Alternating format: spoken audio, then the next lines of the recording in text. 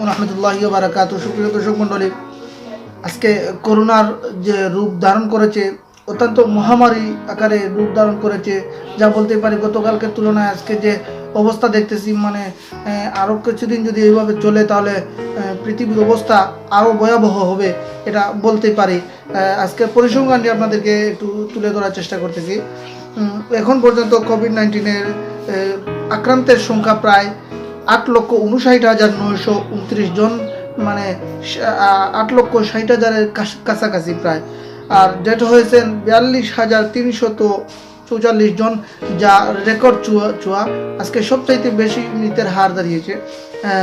Recover হয়েছেন 1,78,364 জন। আমি এখন বিশ্বের কয়েকটি বড় বড় দেশের মৃতের হার এবং আক্রান্তের সংখ্যা আমি জানিয়ে দেব আপনাদেরকে। সবার উপরে রয়েছে ইউএসএ, যাদের আক্রান্তের সংখ্যা 1,88,592 জনে। আর নতুন করে আজকে সকাল থেকে নতুন করে এখন পর্যন্ত 62 জনের মতো আক্রান্ত হয়েছেন। এর মধ্যে মারা গেছেন আজকে সকাল থেকে এখন পর্যন্ত 2 জন। সর্বমোট মারা গেছেন তাদের 4,055 জন মানুষ ইতিমধ্যে মারা গেছেন যুক্তরাষ্ট্রে। দ্বিতীয় স্থানে রয়েছে ইটালি, 1,05,792 জন আক্রান্ত হয়েছেন, যার মধ্যে 12,428 জনের মতো মৃত হয়েছেন। তৃতীয় স্থানে রয়েছে স্পেন, 95,923 জন আক্রান্ত হয়েছেন, যার মধ্যে 8,464 জনের মতো মারা গেছেন। এই পরিসংখ্যানগুলো আপনাদেরকে দেখাচ্ছি।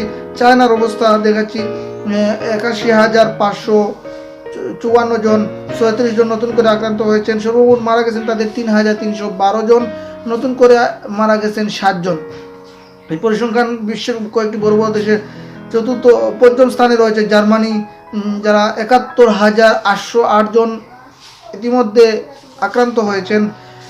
এর মধ্যে রয়েছে ফ্রান্স, ফ্রান্সের 52,128 জনের মতো লোক আক্রান্ত হয়েছে ওই রোগে। তাদের মারা গেছেন 3,523 জন, আর রিকভার হয়েছে 9,400-র মতো।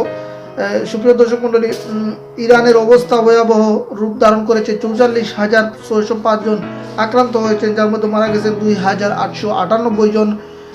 বাংলাদেশের অবস্থা আমরা একটু দেখে আসি।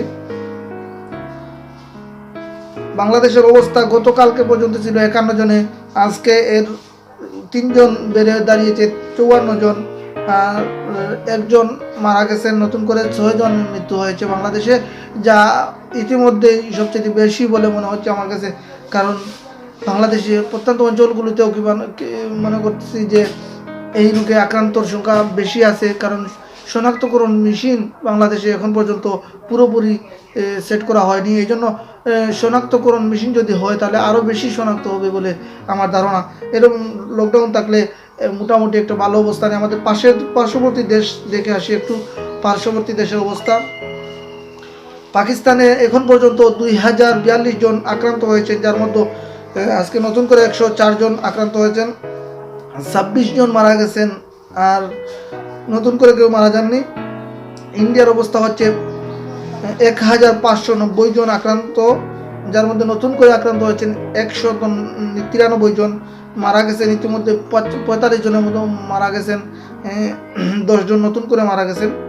এরকম আমাদের পার্শ্ববর্তী দেশগুলোর অবস্থা আপনারা দেখতে পাচ্ছেন। আরও কয়েকটি দেশ রয়েছে, ওই সবগুলোর নাম বলতেছি না, কারণ আপনারা টোটাল আমি একটা রিকভার বলে দিয়েছি আপনাদেরকে।